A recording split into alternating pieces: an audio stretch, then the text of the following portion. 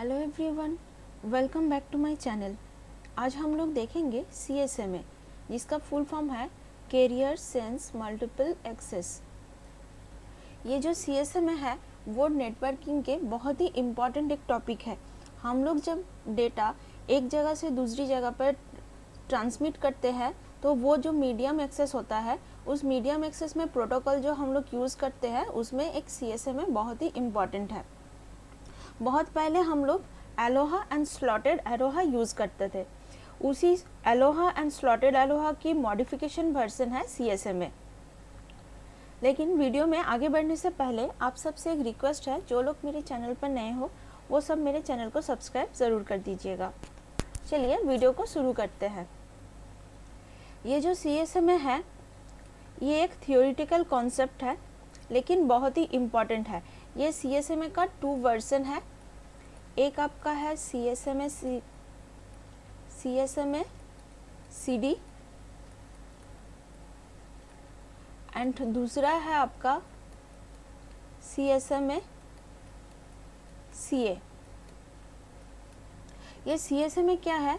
देखिए, जब हम लोग एक चैनल पे मान लीजिए A B C D ऐसे करके एक शेयर मीडियम है, जहाँ पर एक दूसरे के साथ ये सब एक दूसरे के साथ कनेक्टेड है। ये मेनली लैन कनेक्शन के ऊपर हम लोग जो इथरनेट यूज़ करते हैं उसमें काम करता है ये टेक्नोलॉजी।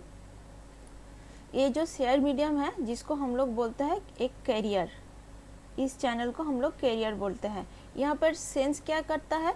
सेंस करता है कि ये जो चैनल है वो चैनल पे कोई और, मतलब मान लीजिए ए अगर डेटा ट्रांसमिट करना चाहता है तो वो सबसे पहले इस चैनल को देखेगा कि इस टाइम मैं जब डेटा सेंड करना चाहती हूँ बी सी या फिर डी को, किसी भी पर्सन को, तो उस टाइम ये चैनल कोई डेटा सेंड कर रहा है या नहीं, ये हम लोग सबसे पहले सेंस करेंगे। इसका मतलब है कैरियर सेंस। जब देखेंगे कि कोई भी डेटा सेंड नहीं कर रहा है तो उस समय मैं अपने डेटा को ट्रांसमिट करना शुरू करूँगी। ये इसका काम होता है। लेकिन यहाँ पर मेनली एक्चुअली हम लोग ये क्यों यूज़ करते हैं?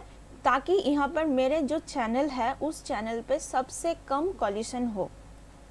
अब जब कॉलिशन होगा तभी तो डेटा ट्रांसमिट करने में हम लोगों को प्रॉब्लम होगा, क्योंकि मेरा जो डेटा है एक्चुअल डेटा वो लॉस हो जाएगा। कोई दूसरा मीनिंग वाला डेटा बी के पास या फिर सी या फिर डी के पास पहुंचेगा, तो इसमें मेरा टाइम भी लॉस होगा, तो ये कोई बेनिफिट नहीं है। तो हम लोग सबसे पहले ये कोशिश करते हैं ताकि मेरा जो डेटा है वो एक्चुअल डेटा सेंडर कोशिश करता है रिसीवर के पास पहुंच जाने के लिए, यही सेंस करता है। यही CSMA का मेन काम है। जब डेटा मान लीजिए A जब डेटा सेंड कर रहा है B को, तो इस जगह से B तक पहुंचने के लिए कुछ तो टाइम लगेगा, उसको हम लोग बोलते हैं ट्रांसमिशन टाइम। जब एक जगह से डेटा सेंड हो रहा है, मैक्सिमम ये जो चैनल है ये ब्लॉक हो जाएगा, तो उस समय कोई C या D कोई एक दूसरे को सेंड डेटा नहीं करेगा, उसको हम लोग बोलते हैं वर्नरेबल टाइम। ये जो वर्नरेबल टाइम है वो टाइम आपके प्रोपिगेशन टाइम के इक्वल है। कैसे? देखिए, मान लीजिए A D से कनेक्टेड है एंड बीच में आपका B है। A जब डेटा सेंड करना चाहता है, मान लीजिए 6 PM को ये डेटा सेंड करेगा, और ये जो चैनल है इसमें D को डेटा मिलेगा 1 आवर के बाद, मतलब 6 बजे अगर डेटा सेंड करेगा इसके पास आएगा 7 PM को। बीच में B के पास भी डेटा का सिग्नल आएगा। बट यहाँ पर मेन कॉन्सेप्ट क्या है? A जब डेटा सेंड कर रहा है वो सबसे पहले देखेगा, सेंस करेगा कि मेरे इस चैनल पे कोई डेटा सेंड हो रहा है या नहीं, लेकिन कहाँ, कितने दूर तक? सिर्फ अपने एरिया के अंदर ही देखेगा। एलोहा या फिर स्लॉटेड एलोहा में क्या होता है, वो कोई भी देखता नहीं है कि उस चैनल पे कोई डेटा सेंड कर रहा है या नहीं। तो यहाँ पर वो कॉन्सेप्ट थोड़ा उल्टा है, वो देखेगा थोड़ा मेरे जो एरिया है उस एरिया में कोई डेटा सेंड कर रहा है या फिर नहीं। अभी देखिए, इस जगह पर जब 6 PM को देखेगा कि कोई डेटा सेंड नहीं कर रहा है तो वो तुरंत डेटा को ट्रांसमिट करना शुरू करेगा। ये मान लीजिए बी के पास आएगा 6:30 PM को, आधा घंटा लगेगा बी के पास आने के लिए। तो बी जब देखेगा 6:30 को चेक करेगा कि मेरे कैरियर पे कोई डेटा सेंड हो रहा है, तो उस समय वो स्टॉप करेगा, वो कोई डेटा को सेंड नहीं करेगा।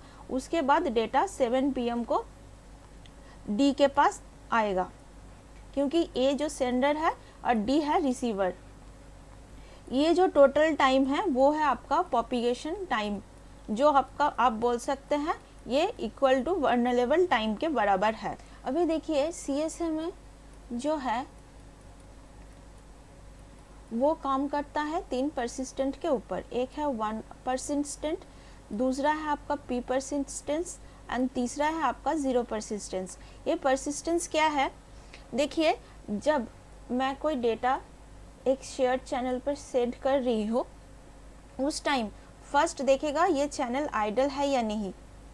ये 1 परसिस्टेंट में क्या होता है, जब देखेगा ये चैनल आइडल है या नहीं, उसके बाद ही डेटा को ट्रांसमिट करना स्टार्ट करेगा। इससे क्या होगा, चैनल आइडल होगा तो इसमें दूसरा कॉलिशन होने के चांसेस बहुत कम हो जाएंगे। मान लीजिए ये बी से डेटा पहुंचने का टाइम है 5 मिनट्स एंड बी से सी डेटा पहुंचने का टाइम है 3 मिनट्स, ठीक है। तो ए अगर 6 बजे डेटा को सेंड कर रहा है, वो कैरियर को चेक करेगा कि डेटा सेंड नहीं हो रहा है, चैनल आइडल है, तो मैं डेटा सेंड करूँगी। तो 6:05 पे बी के पास पहुँचेगा एंड 6:08 पे सी के पास ये डेटा पहुँचेगा। तो उस समय बी जब देखेगा 6:05 के समय देखेगा कि चैनल पे कोई डेटा सेंड हो रहा है, तो वो कुछ देर के लिए आइडल हो जाएगा, डेटा को सेंड नहीं करेगा। वो उस समय कंटिन्यूअसली डेटा चैनल को चेक करता रहेगा कि मेरे डेटा चैनल पर कोई डेटा सेंड हो रहा है या नहीं। जब देखेगा कि 6:07 हो गया है, वो डेटा सेंड करना ए स्टॉप कर चुका है डेटा को सेंड करना, या फिर उस टाइम सी भी कोई डेटा सेंड नहीं कर रहा है, चैनल पूरा आइडल है, उस टाइम बी तुरंत अपने डेटा को सेंड करेगा। ये है आपका 1 परसिस्टेंट। हम लोग देखेंगे 0 परसिस्टेंस। 0 परसिस्टेंस क्या है, जो डेटा है जब ए बी को डेटा सेंड कर रहा है या फिर सी को डेटा सेंड कर रहा है, सबसे पहले तो देखेगा आइडल है या नहीं, ये तो मेन कॉन्सेप्ट है। उसके बाद जब देखेगा कि चैनल आइडल है, डेटा तो ट्रांसमिट करना शुरू कर देगा ए। उस समय मान लीजिए अगर सी भी डेटा ट्रांसमिट करना चाहता है बट चैनल बिजी आ रहा है, तो वो करेगा क्या, एक टाइमर सेट कर देगा। मान लीजिए 5 मिनट एक टाइमर सेंड कर चुका है, तो 5 मिनट तक वो आइडल रहेगा और वो कोई भी चैनल को चेक नहीं करेगा कि डेटा सेंड हो रहा है या फिर नहीं। ये 5 मिनट तक वेट करता रहेगा। अगर 5 मिनट के बाद मान लीजिए 6:05 पहले 6 बज के चेक किया, ए डेटा ट्रांसमिट कर रहा है, सी भी देख रहा है कि डेटा ट्रांसमिट हो रहा है, सी के पास आ गया। ये जो मैंने पहले बताया 6:08 पे 6:08 पे सी चेक कर रहा है कि डेटा ट्रांसमिट हो रहा है, तो वो स्टॉप करेगा। कितने देर तक वेट करेगा, 5 PM में 5 मिनट वेट करेगा, मतलब 6:13 तक वो वेट करेगा, देखेगा। उसके बाद चैनल को चेक करेगा कि चैनल आइडल है या फिर नहीं। अगर मान लीजिए चैनल आइडल नहीं है, तो फिर वो फिर से क्या करेगा, 5 मिनट का टाइमर सेट कर देगा। उसके बाद वो फिर से दोबारा चेक करेगा 6:18 पे। अगर चैनल उस समय आइडल हुआ तो वो डेटा को ट्रांसमिट करना शुरू कर देगा। ये है आपका 0 परसिस्टेंट। यहाँ पर 1 परसिस्टेंट में क्या है, कंटिन्यूअसली डेटा को चैनल को चेक कर रहा है, जैसे उसको आइडल मिलेगा उस समय वो डेटा ट्रांसमिट करना शुरू कर देगा। बट 1 परसिस्टेंट में एक प्रॉब्लम क्या है, मान लीजिए एक साथ बहुत सारे चैनल है, एक तो नहीं रहेगा, ई ऐसे बहुत सारे चैनल है। ए डेटा को ई के पास सेंड कर रहा है, ए से ई तक आने का टाइम है 10 मिनट्स। बीच में B3 5 1 1 ऐसे करके टाइम लग रहा है। तो क्या होगा, जब ए 6 बजे करेगा तो बी के पास आएगा 6:03 को। तो जब 6:03 को ए के पास बी के पास आएगा, वो चेक करेगा वो डेटा ट्रांसमिट हो रहा है, नहीं करेगा। 6:08 को सी के पास आएगा, सी भी नहीं करेगा। 6 9 को डी के पास आएगा, डी भी नहीं करेगा, 6 10 में ई के पास डेटा रिसीव हो जाएगा। बट इस टाइम क्या है, उस टाइम अगर 6:03 में बी चाहेगा तो वो डेटा ट्रांसमिट नहीं करेगा। उस समय क्या होगा, वो बी कंटिन्यूअसली डेटा को सेंड करना चाहता है। एज ए टाइम सी भी कर रहा है, डी भी कर रहा है, मतलब 6:09 पे डी भी डेटा को चेक कर रहा है, 6:08 पे सी भी डेटा को चेक कर रहा है कि चैनल खाली है या नहीं। तो उस समय क्या होगा, सब एक साथ कंटिन्यूअसली चेक कर रहा है। तो जब डेटा 6:10 पे ई के पास रिसीव हो जाएगा, उस समय क्या होगा, ये चैनल पूरा ब्लैंक होगा। उस समय तीनों ही एक साथ डेटा को ट्रांसमिट करेगा। तो उसमें क्या होगा, कॉलिशन होने के बहुत ज़्यादा चांसेस होता है। 1 परसिस्टेंट में जब कंटिन्यूअसली चेक होता है तो एट ए टाइम एक समय के बाद कॉलिशन बहुत ज़्यादा हाई होता है। 0 परसिस्टेंट में ये नहीं है, एक टाइम के बाद कभी ना कभी तो चैनल आइडल हो जाएगा, तो एक टाइम के बाद ये कॉलिशन थोड़ा कम होगा। एंड पी परसिस्टेंट क्या है, मोस्टली पी परसिस्टेंट ही हम लोग यूज़ करते हैं। इसमें क्या होगा, ये जो चैनल को हम लोग जब चेक करते हैं उसमें क्या होता है, 1 परसिस्टेंट एंड 0 परसिस्टेंट के बीच में हम लोग ये यूज़ करते हैं। मान लीजिए यहाँ पर जो मैंने बताया 5 मिनट के बाद ये चैनल चेक करेगा, तो ऐसा भी तो हो सकता है वर्स्ट केस में कि 5 मिनट से पहले ही डेटा चैनल जो है वो आपका क्लियर हो चुका है, ये आइडल हो चुका है। तो उस समय क्या होगा, जो मान लीजिए 4 मिनट में ही आपका ट्रांसमिशन कंप्लीट हो चुका है, मतलब 4 मिनट के बाद ये चैनल पूरा आइडल हुआ, उस समय क्या होगा, लेकिन उस समय तो 5 मिनट का टाइमर देकर रखा है, तो 1 मिनट जो टाइम है वो उसका वेस्ट हो जा रहा है 0 परसिस्टेंट में। तो उसी को ही हम लोग कम करने के लिए पी परसिस्टेंट को यूज़ करते हैं। मतलब ये कंटिन्यूअस भी चेक नहीं करेगा और ज़्यादा देर तक वेट भी नहीं करेगा। मान लीजिए 2 मिनट तक ये चेक करेगा, वेट करेगा, उसके बाद वो थोड़ा करके टाइम को बढ़ाएगा। 2 मिनट्स के बाद 3 मिनट्स को सेकेंड टाइम जब वेट करेगा तो वो उसका टाइम को बढ़ाएगा 3 मिनट के लिए। ऐसे करके पी परसिस्टेंट यूज़ करता है। ये एक बहुत ही इम्पॉर्टेंट टॉपिक है CSMA के।